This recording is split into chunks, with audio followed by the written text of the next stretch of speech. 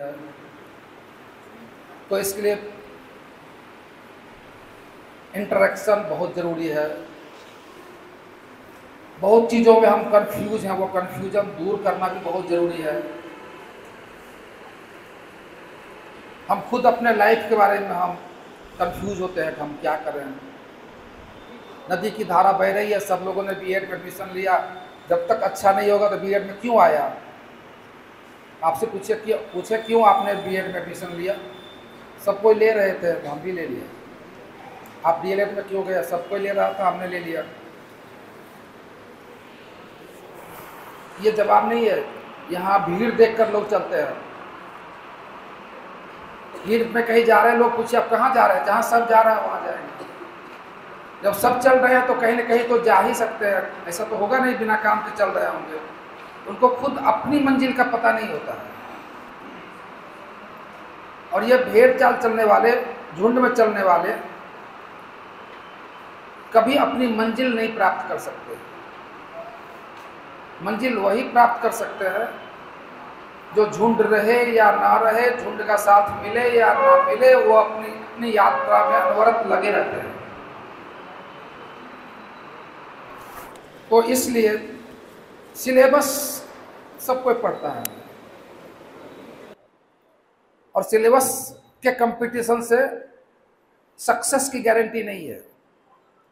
Success मतलब कोई job प्राप्त कर लेना नहीं है। सक्सेस मतलब अपने पांव पर खड़ा होना नहीं है।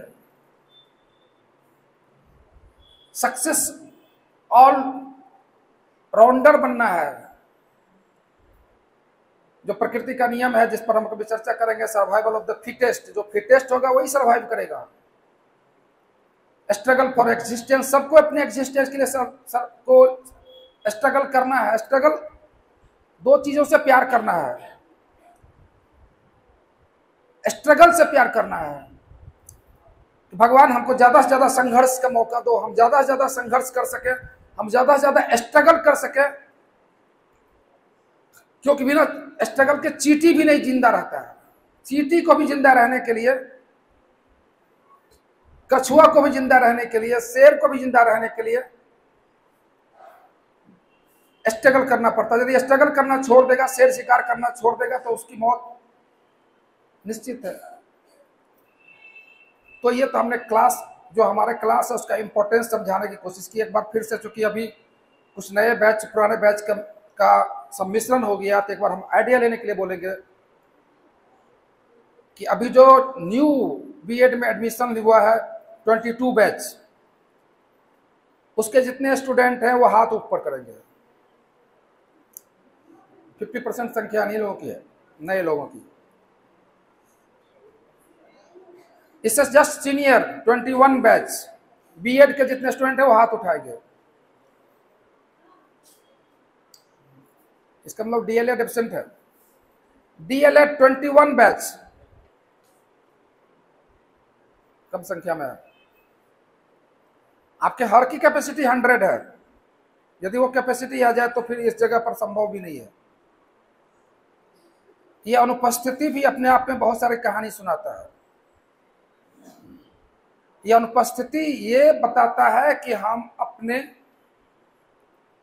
कैरियर के प्रति या तो ओवर कॉन्शियस हैं या नॉट कॉन्शियस हैं। बीच में जो लोग हैं वो यहां आ चुके हैं। जो थोड़ा कॉन्शियस भी है, थोड़ा नहीं भी है। जो सुपर कॉन्शियस है कि हमको आईएएस ही बनना है, वो लोग अभी एब्सेंट होंगे।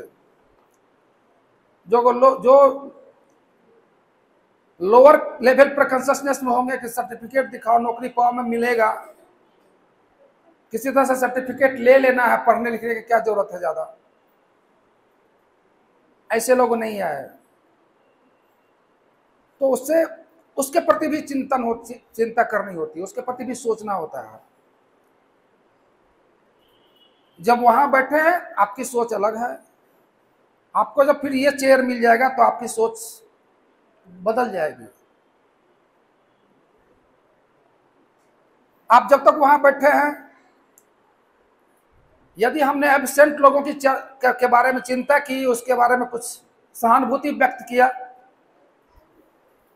या कोई लड़का बहुत दिन से क्लास नहीं आया हो और वो क्लास आए और टीचर उसका पीठ थपथपा दे कि हाँ तब अच्छा हुआ कि तुम आ गए, बहुत खुशी हुई, तो बाकी लोगों को बहुत तकलीफ होगी।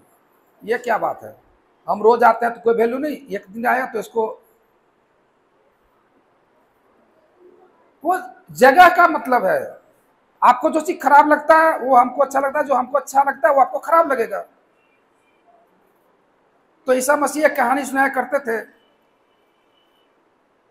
एक गरेरिया, उसको बहुत सारा भेड़ था। ये बाइबल में लिखी हुई कहानी है। तो एक भेड़ खो गया। असल में वो भेड़ बहुत इनडिसिप्लिन्ड था। सब जाए इधर, वो आगे चल जाए उधर, सबका रास्ता अलग, उसका रास्ता अलग। उसको एक दिन खोना ही था। वो खो गया। यहां गिनती हुई तो लगा वो भेड़ तो है नहीं। अब जो भेड़ का मालिक है वो पूरी रात लालटेन जला करके जंगल में खोजता रहा। क्यों? क्योंकि उस कोई भी जंगली जानवर मिल जाएगा तो भेड़ शिकार हो जाएगा। वो सिंह, बाघ, कुछ भी मिल जाएगा तो उसको निवाला बना लेगा। उसको खोजते खोजते सुबह तक में मिला तो उसको उठा के कंधे पर लाता। उसको कंधे पर लेकर जब आ रहा था तो बाकी भेड़ बोला क्या फायदा हुआ अनुशासन में रहने से, कभी मालिक के कंधे पर चढ़ने का तो मौका नहीं मिला। ये तो कोई इनडिसिप्लिन भेड़, बदमाश भेड़, जिसका सबको निंदा करता, सबको बुराई करता था, आज मालिक के कंधे पर बैठा हुआ। लेकिन मालिक की भावना यह थी कि चलो बच गया है इसकी जिंदगी, ये देर ही सही लेकिन सही रास्ते पर आ गया। अब इसको हतोत्साहित करेंगे तो फिर ये गलती बार बार करेगा और ये सचमुच मारा जाएगा।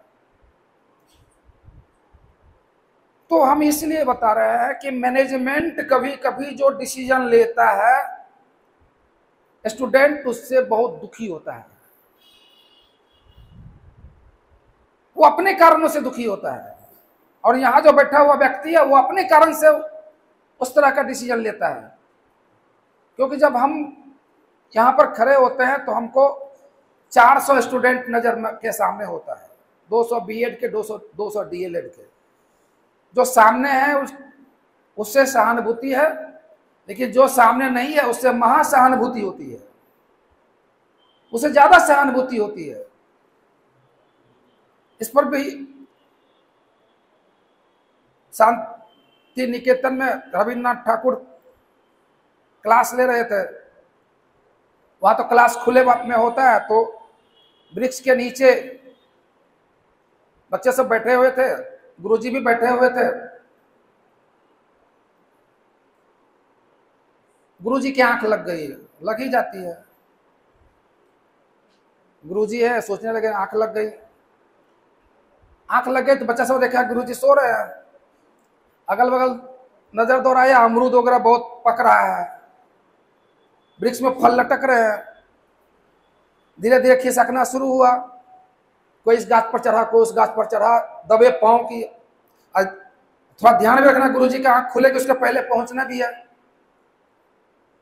तो गुरुजी ऊँग रहे हैं, दो बच्चे सामने बैठा रहा, वो हिला भी नहीं। और वहां पर्यटन करने के लिए विदेशों से बहुत सारे लोग या दुनिया भर से लोग देखने जाते हैं कैसा स्कूल है शांति निकेतन। तो कुछ पर्यटक आए हुए थे, वो देख रहे थे कि गुरुजी ठाकुर जी, रविन्द्रनाथ ठाकुर जी ऊँग रहे हैं, सो भी रहे, झपकी भी ले रहे हैं बैठे बैठे। दो बच्चा बैठा हुआ है, बाकी बच्चा सब गाछ पर चढ़ा हुआ है।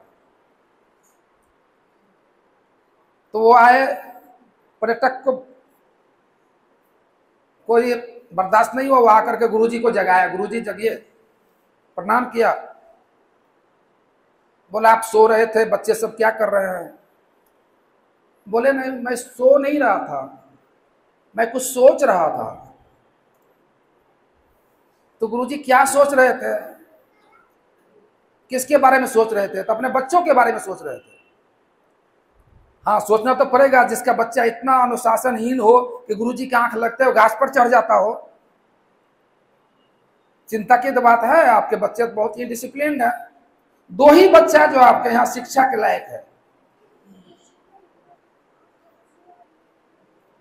तो गुरुजी ने कहा नहीं, उल्टी बात है, हम इसी 2 बच्चे के भविष्य के बारे में सोच रहे हैं।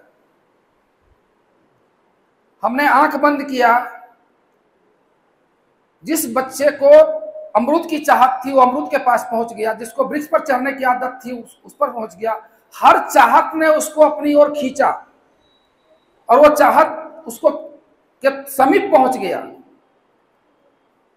हम चाहत बदल सकते हैं, हम अमरूद को बदल करके आम कर सकते हैं, लेकिन चाहत पैदा नहीं कर सकते।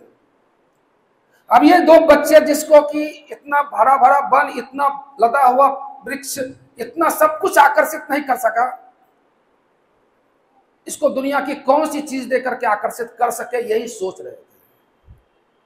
बाकी सबको तो हम पढ़ा लेंगे, रास्ते पर भी ले आएंगे, क्या उसमें एनर्जी है, उसमें सोच है, उसमें क्षमता है। जिसमें नहीं है उसका क्या होगा?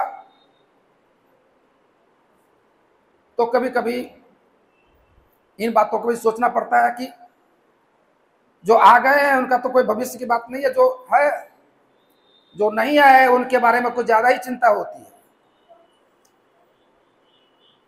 और बहुत छोटी छोटी शब्दों में, बहुत छोटे छोटे वाक्य में ही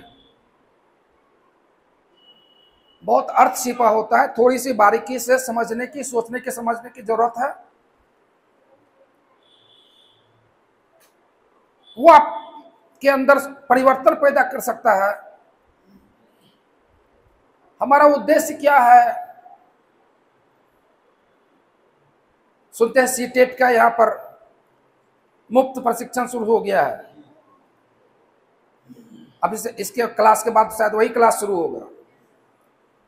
जो हॉस्टल में रह रहे हैं उनको भी मुफ्त प्रशिक्षण दिया जा रहा है अलग से। तो हमारा लक्ष्य क्या है कि सेंट्रल गवर्नमेंट के किसी जगह पर हम शिक्षक बन जाए। नौकरी, सच्चाई यह है कि नौकरी लोएस्ट टारगेट होना चाहिए। जिंदगी में कुछ ना कर पाए तो नौकरी कर लेंगे, हकीकत यही है। लेकिन यहां पर है